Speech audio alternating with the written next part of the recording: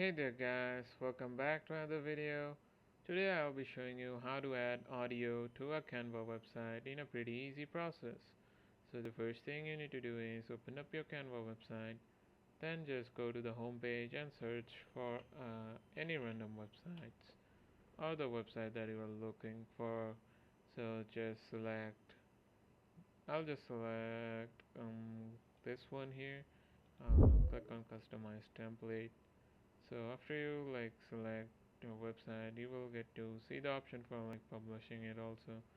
So just if you want to add audio to it, just go to the upload section and look for the audio that you want to add.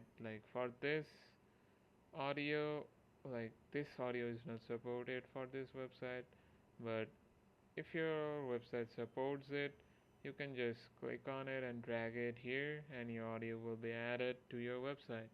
So that's it with the video guys. I hope it helps you. Thanks for watching and take care.